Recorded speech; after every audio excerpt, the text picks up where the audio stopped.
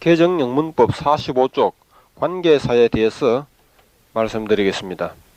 관계사라 하는 말은 관계대명사와 관계부사를 통합한 말이죠. 의문대명사라 하는 것이 관계대명사가 되기도 하는데 그것이 바로 who, which, what. 그리고 의문부사라고 하는 where, when, how, why 이것이 곧 관계부사로 나타나기도 하는 거죠. 그리고 that라고 하는 말은 관계대명사로 쓰이기도 하고 관계부사로 쓰이기도 하는 다목적 용도를 지니고 있습니다. 여기 지금 관계사라고 하는 거창한 문법 용어를 사용은 하고 있지만 이거는 별거 아닙니다. 여기에 나타나 있는 7개의 의문사와 that라고 하는 이 낱말에 대한 단어 공부라고 하면 되겠습니다. 이 낱말들이 상황에 따라서 어떻게 번역되느냐 하는 문제일 뿐입니다.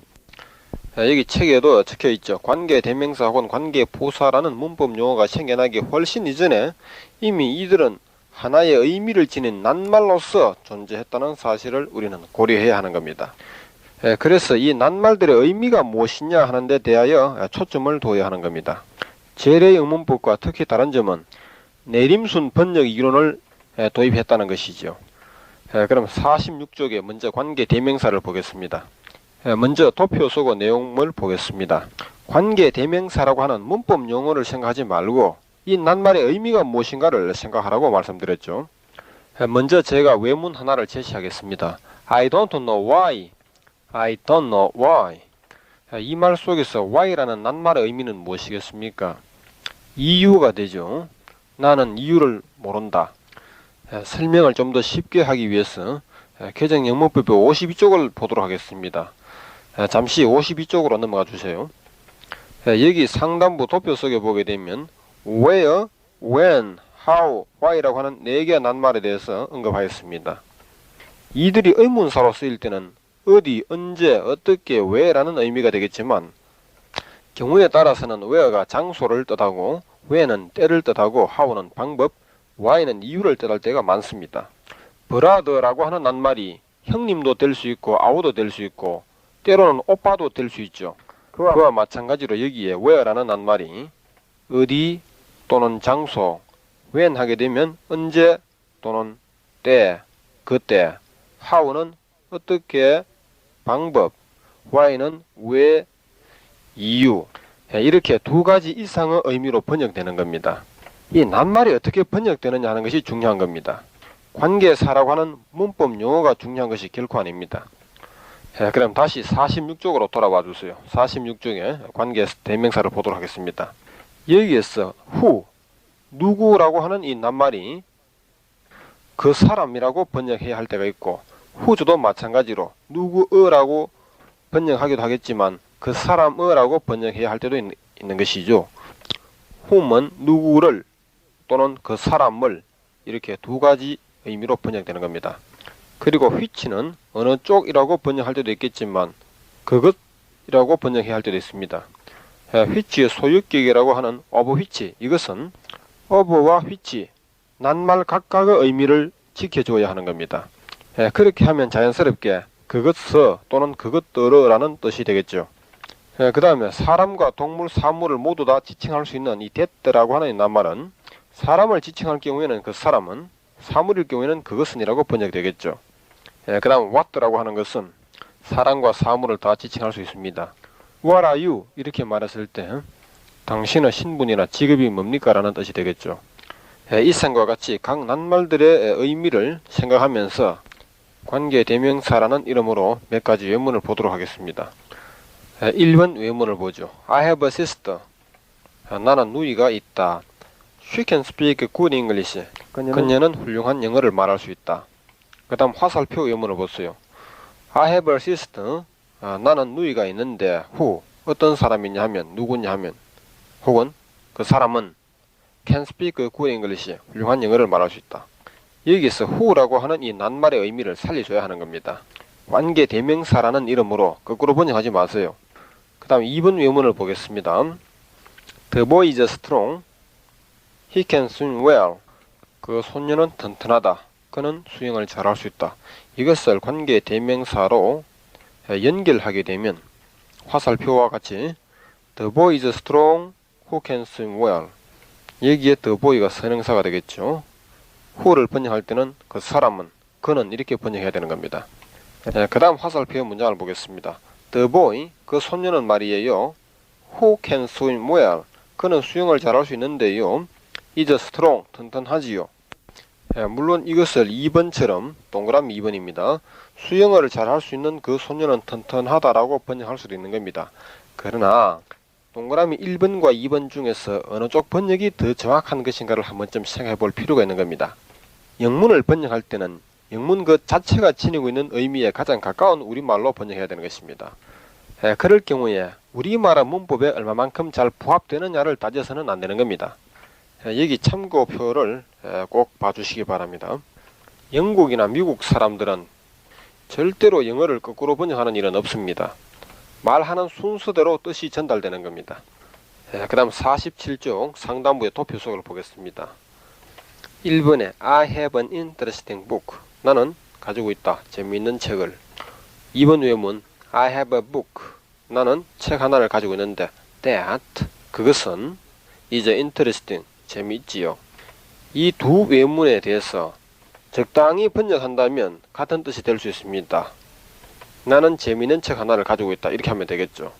그러나 이 두 가지의 외문은 결코 같은 말이 아니라는 것을 우리는 염두에 두어야 합니다.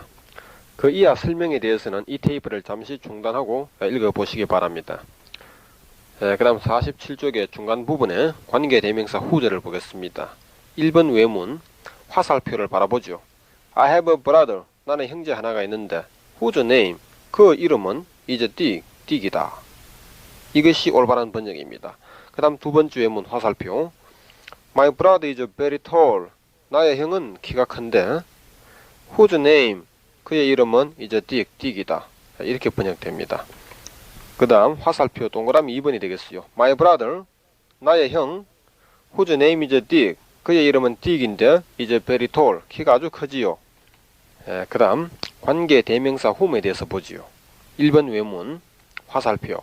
He's the boy. 그가 그 소년인데요. whom. 그를 we met yesterday. 우리는 어제 만났지요. 그 다음 2번 외문 화살표.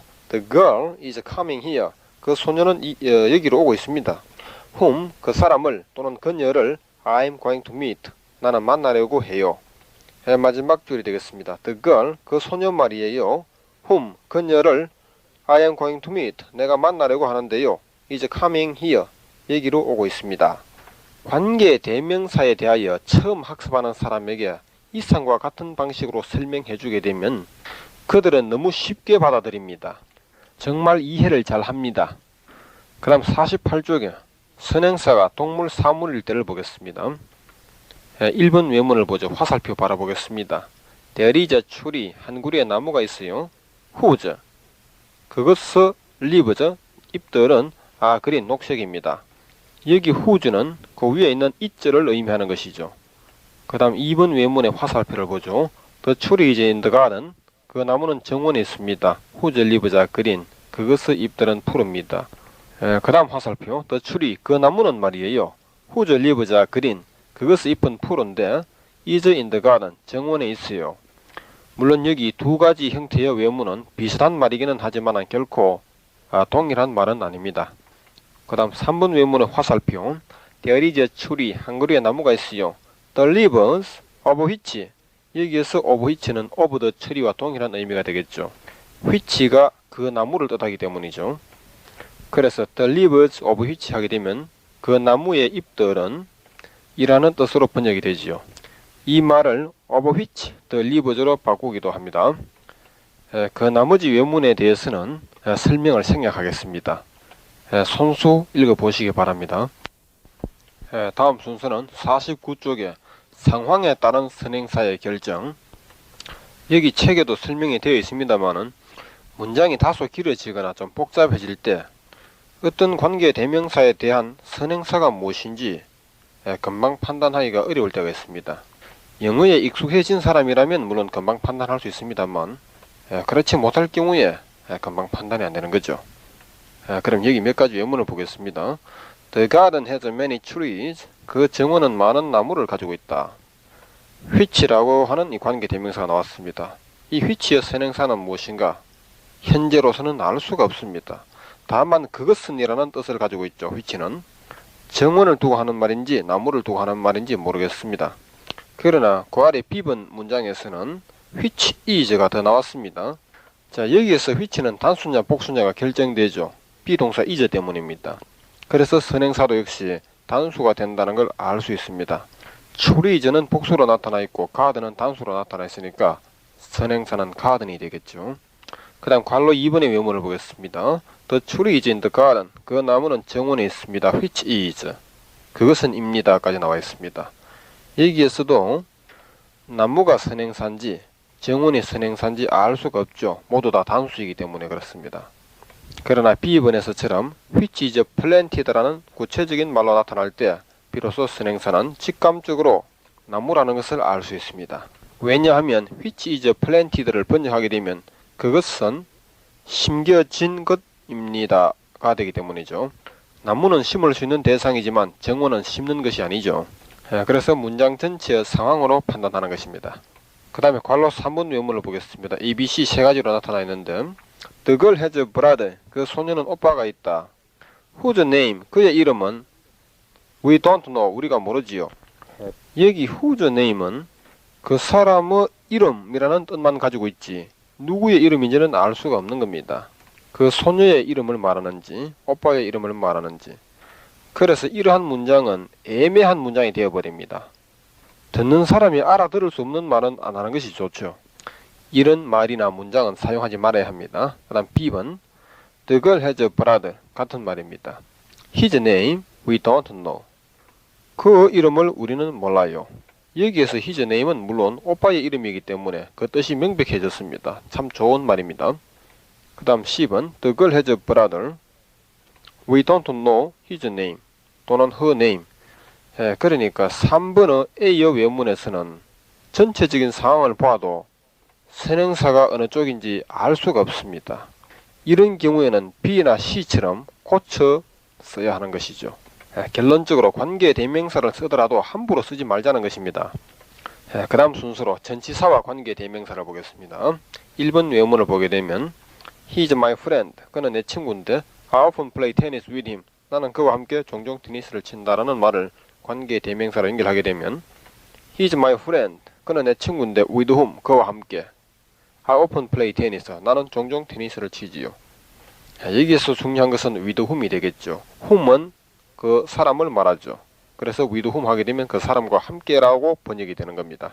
이것을 제래 영문법의 방식대로 거꾸로 번역한다면 어떻게 되겠습니까?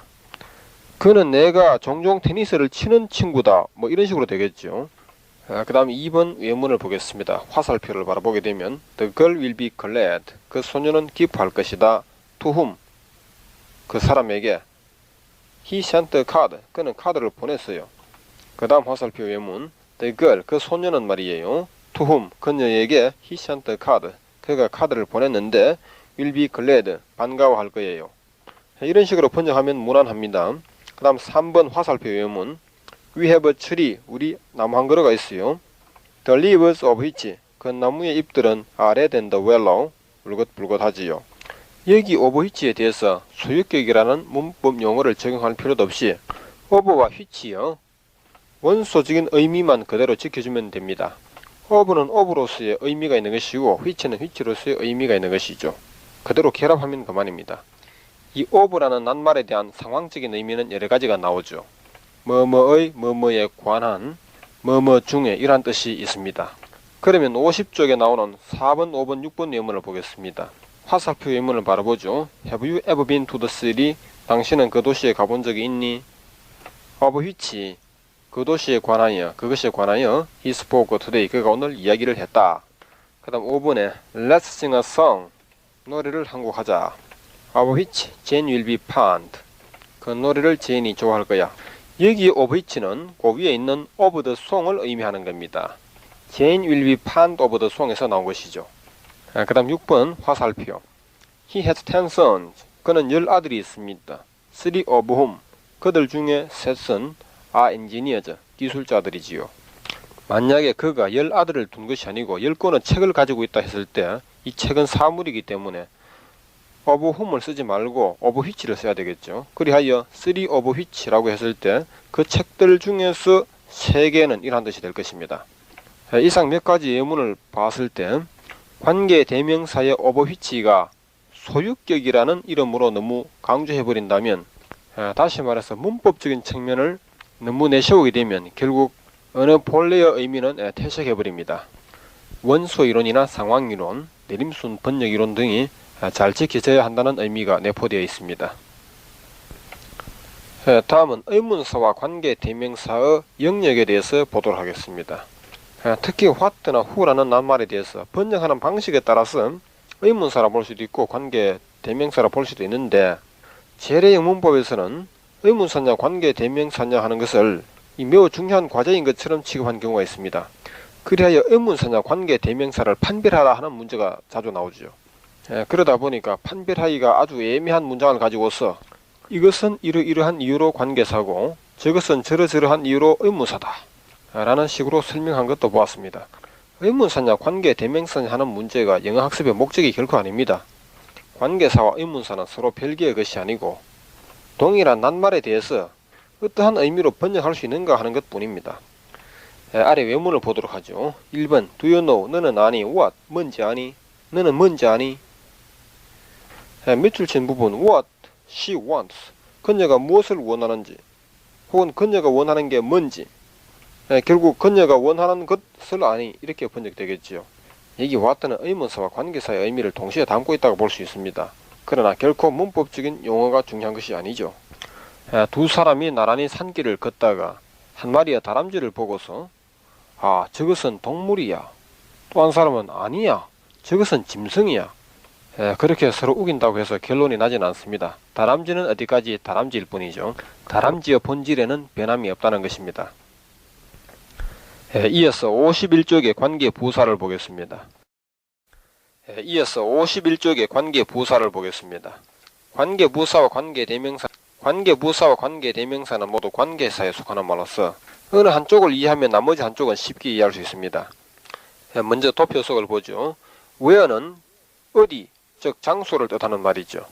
따라서 선행사는 the place 또는 장소에 해당하는 말이 되는 겁니다. 그 다음 when, 언제, 때를 나타내는 말입니다. 그래서 선행사는 the time 또는 때를 나타내는 말이 될 수 있습니다. how는 어떻게, 방법이라는 뜻이 되겠어요. why는 왜, 이유를 뜻합니다. 그럼 내림순 번역에 입각하여 몇 가지 외문을 보도록 하겠습니다. 51쪽의 첫 번째 외문 the place, 그 장소는 where, 어떤 곳이냐 하면 they met, 그들이 만났지요. 또는 그곳에서 그들이 만났지요. is far from here, 여기서 멀어요. 물론 비동사 is의 주어는 the place가 되는 겁니다. 그리고 where they met라는 말은 삽입절로 볼 수가 있는 것이죠. 이 문장의 골격만 꼽아낸다면 the place is far from here, 그 장소는 여기서 멀다 이것이 됩니다. 그래서 여기 where는 그 장소, 그곳이라는 뜻으로 번역이 된 것이죠. 그 다음 2번 외문 This is the house, 이것이 그 집인데요. where, 그곳에서 he was born, 그는 태어났어요. where 대신에 in which를 쓰게 되면 그 집 안에서라는 뜻이 되는 겁니다. 또는 그 속에서. 그 다음 3번 외문을 보게 되면 the house, 그 집은 말이에요. where he was born, 그곳에서 그가 태어났는데 was built of stone, 돌로 지어졌어요. 그런데 여기 where라고 하는 관계 부사는 관계 부사의 의미만 지니는 것은 아닙니다. where가 의문사일 때는 어디냐라는 뜻이 되겠죠. 이 문장에서도 그 집은 그곳이 어떤 곳이냐 어디냐 하면 he was born, 그가 태어났는 곳인데요. 이러한 의미를 담고 있습니다. 이와 같이 재래형 문법의 시각에서 얼핏 보기에는 관계 부사인 것 같지만 혹은 관계 대명사인 것 같지만 의문사적인 의미도 동시에 담고 있는 경우가 대부분입니다. 이에 대해서는 50쪽을 잠깐 보십시오. 50쪽의 하단부에 보게 되면 방위표 이론에 해당하는 도표가 나와 있습니다. 관계사와 의문사 사이에 의문사와 관계사의 의미를 동시에 나타나는 수많은 방향들이 있다는 것이죠.